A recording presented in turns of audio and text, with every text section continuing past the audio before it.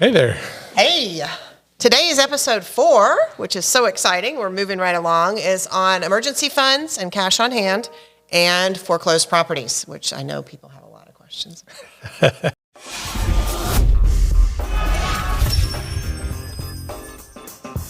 Welcome to the Power of Prosperity, where we are keeping it real and offering value to our community through financial wisdom and real estate education. I'm Tanya Carlson. And I'm Richard Cato, and we are your local real estate coaches. Let's go! That's one of the name of our podcast is The Power of Prosperity because partially we have so much equity in all of our homes. So when we talk about foreclosures, we'll talk about that for sure. Right. All right. Well, we're going to get started today on the emergency fund. I know you've been thinking about the emergency fund this week, Richard. I have. You know, there's a couple questions I got there. I know. What's an emergency? And how much should I have in my fund? And where should it be? Where should it be? Yeah. Oh, I know. That's really why we wanted to do this podcast is just with the way the world is today. And I don't want to be a downer or anything. I have no idea what's going on out there. I wish I did. But, well, actually, we probably don't want to know. But an emergency fund, regardless of the time, is an important thing to have. I know what I do. I know what the gurus all say. You know, you'll have to look at your own personal situation to know what. Yeah, it just depends on how everything works for you. There's different ways that people like to keep their emergency fund. It is, and first and foremost, it is important to have an emergency fund. That's right. Because then, you know, Uncle Murphy's Law. Murphy's Law moves in if you don't. Well, and it's not just the fact of is it going to happen, it's when it's going to happen because it's called life. That's right. I remember my first initial emergency fund was $10,000. When I had $10,000 that I could access, because that's the other thing we were talking about is, okay, does that mean that that's in funds and other places that you have to do something to get it out and then it's a tax consequence? Right. I mean, is that emergency fund? I don't think so. I think you need to have in the savings or maybe in some kind of money market that you can access. Liquidity? Yeah. And what is considered liquidity? Yeah, I don't know. Well, then I don't have to be penalized for taking it, I think. Yeah, I agree. But it's still liquid. I mean, you could still get it. It's just you're going to end up paying for it. Right. Yeah, I still worry about that, though, just the volatility of the market and so forth. But anyway, so you've got to get an amount. 3 to 6 months worth of whatever expenses it is needs to be liquid or in some way accessible to you. So that's really great with the emergency fund. And then what is considered an emergency, Richard? Yes. So are we talking about the dishwasher going out or are we talking about like something that for health, because people do have health insurance, but some don't. So it just depends on what is an emergency to you. Well, I thought that we would go back to these 4 pillars that I talked about in the other episode that we had, that it's an emergency if it's one of your foundational things that everyone has to have, which is food, shelter, utilities, and transportation. So those are the things that if you get into an emergency, if you don't lose your job or something like that, if it's food. So what goes along with food, Richard? We talked about a minute ago. Refrigerator. We might consider our refrigerator an emergency if it goes out. I would think so, wouldn't you? I would. I mean, what else are you going to do? You can't be going out to eat if you're in an emergency, okay? Sorry, but it's actually cheaper sometimes, honestly, for 1 or 2 people to eat out. The groceries are expensive. They are, especially in today's time. But it's fast food that's going to be cheaper. Even then, good grief, do you know how much it costs me to do fast food? Yeah, it's getting higher and higher. I remember back when I was a kid in the 80s, the 4 or the 5 of us could eat under $10 at McDonald's. Yeah. That's not the case anymore. Oh, no. I remember I could go out to lunch and spend $10. Yeah. Now it's more like $15 a piece. So that's if there's 2 of you, that's $30. I went with my 2 girls and myself to the Mediterranean restaurant over in Waverly, which was delicious. I think it's called Tzatziki's, or maybe that's the sauce. I don't know. Anyway, it was super good, but it was $40. Wow. Yeah. It's a lot. So anyway, emergency fund. So if it's something to do with how you keep your food, like your refrigerator, But the dishwasher, is that an emergency, Richard? No, you got to get your hands dirty and start Right, washing that's what I'm dishes. saying. So you've got to really think about that. So the other one is shelter. So if it has something to do with your shelter, it might be an Yes. emergency. You might have a big leak. Now you have insurance. I know we talked about insurance. If that's available, depends on what the emergency is. And utilities. So is air conditioning an emergency?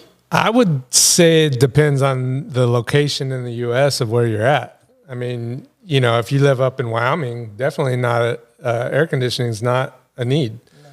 But and over there, they build houses without air conditioning out there. Yeah. So, but if you live in the Southeast, like where we're at here in the Carolinas, it is a necessity. I feel. Do you? Yeah. Richard's like, absolutely. I'm not living without air conditioning. I will tell you this. Listen, I grew up in Hendersonville, North Carolina, which is about 2 hours from here. And we did not have air conditioning. Now, this is the mountains, so I guess we opened them when I was younger. Now, I remember when they put it in, we had an attic fan that pulled the air out. So that really worked well. So I don't know. Maybe we'll differ on this one as far as an emergency goes. But I guess it depends on how much you've got in your emergency fund and how quickly you can get it replenished back up if certain things are there. And then your transportation. Obviously, you got to be able to get around some, Right. Especially if you live out here or in Indian Trail. I mean, we don't have a bus system. So you're going to have to get to work. Yeah, definitely. Hopefully it's not work that got you in an emergency. But anyway, so that's really important for the emergency fund. Figuring out and deciding in your family what is actually an emergency. Building up the fund so that you can go 3 to 6 months if you don't have the income or if something happens. So talking about the emergency fund, I know a lot of people don't even know what that is or, what that's for, but it's for an emergency. Yeah. But where would you keep that? I mean, people think, oh, let me put it in my savings account. Would you keep it in your savings account? Mm-hmm. Would you keep it as cash under the mattress? Mm-hmm. Or would you put it in an account like a Vanguard or a Capital One so it can at least generate some sort of interest? Right. That's a really good question. I think one part of it, let's just say you'll take my $10,000 that I have in my emergency fund that I've built up over time. You start with 1,000, okay? So don't freak out, 10,000. A certain portion of that needs to be in cash in your house. Yeah. Not in the same location. You might want to delve it out, but then make sure you tell somebody where it is. But I think that our electronic system, our internet and all that could go down. I mean, it could. I mean, that would be a really, really hot place that somebody could get us, right? Right. And in today's age, especially with what's going on in the world, that could be a possibility. I mean, look at us coming to you right here. I mean, all that can be wiped out, so we might not be able to get to our money if we have it in one of the accounts there. So a certain portion of it, I mean, I out of my 10, I probably would want to have 2 or 3 in cash, in my house so I could get to it if I needed to. I mean, I'm sure they would get everything back up and running. Right. I mean, I think they would quickly get our internet back up and running because of all our banks and everything. But it might be a week that you wouldn't have it, and that would be hard. So, some cash on hand is really important. So the rest of the emergency fund, I mean, if you want to make interest, to me, it's as long as I don't have to pay a penalty to get that emergency fund. Right. Because you can still do your investments with Vanguard and your stock market and all that. That's actually separate from the emergency fund, in my opinion. Okay. That's my thoughts. So I have another question for you then. Okay. So if, barred the electrical issue, would you use a credit card to pay for your whatever emergency you had? I mean, you still got to keep a fund on hand, in a savings account or something. So that way, if an emergency does happen at the end of the month, you can just pay that off if you use a credit card. Mm-hmm. Could that be a possibility? I don't use a credit card. In turn, it would help you build credit for your credit score too. I'm sure you have. I don't have a credit card. Well, I actually have one, but I don't carry it with me at all. I don't count my money before I have it. That's just my personal way of doing it. I mean, if like an emergency came and I put it on the card and then I was going to pay it off at the first of the month, I don't know. I'm older now. When I was younger, I don't know. It takes discipline for sure. Yeah, that's hard. I'm sure that that's probably doable for some people. I mean, is everybody's sort of just moving money and making it work these days anyway. I mean, 75% of us are living paycheck to paycheck. So you're definitely moving money here and there and waiting for the next day when you get paid and waiting for the next this or that. So I think you need that money cash and you need to use it for what it is. That's just me. But is it, you put it on the card to buy it and then you pay it off with your emergency fund? I don't know. I mean, it takes discipline, and that's something that everybody's different, and everybody's in a tier in their life that, so, is that going to be for somebody that just started out 18 years old? Probably not. who just has $1,000 in their emergency fund, which is okay, by the way. It really is. I mean, to some degree, you just got to get started. But and that's basically what we're saying is this is something that you just got to get started with. That's right. And it's important to think you do need an emergency fund, and you do need some cash on hand, and kind of what you do with it is going to be specific to your needs and what if you're responsible or you aren't. I don't know. It's kind of one of those things. But anyway, important to have your emergency fund, important to have some cash on hand. If you have any questions about financial pieces that have to go along with that, please reach out to us. I am actually studying the Dave Ramsey program. I don't have my certification yet, but I'm getting there, working at it here and there, digging around. Speaking yeah. Tell. You know who's coming to town this weekend? I won't be here. Dave Ramsey. I know. Tell him. He will be at Elevation. Yeah. It's not been announced, so they're keeping it hush-hush, but he'll be at Elevation. He's actually going to be one of the speakers on stage. So Richard's going. I'll be there. Yeah. I'll be there. Oh, I can't wait. I really wish I could go because I'm taking his course, so I see him, in the course and teaching it. But, oh, my goodness. Yeah, I would love to go, but I'm going to be out of town. I got to go to a volleyball tournament. And where am I going? Salisbury. No. Spartanburg. Oh, yes. Oh, my goodness. So I won't be able to make it. But anyway, yeah, that's pretty cool. All right, so we're going to switch gears here really quickly and talk about foreclosures. One of the most questions, if I had to say over the 17 years of doing real estate, one of the biggest questions that I've had, even though it's not lately, is what about foreclosed properties? Where are those deals? Where are those foreclosed properties? And so I did a real quick search on foreclosed homes real quick before we hopped on here today, and we have 8 of them within an hour and a half radius of us. So we are not in the foreclosure market right now, and I wanted to tell you why.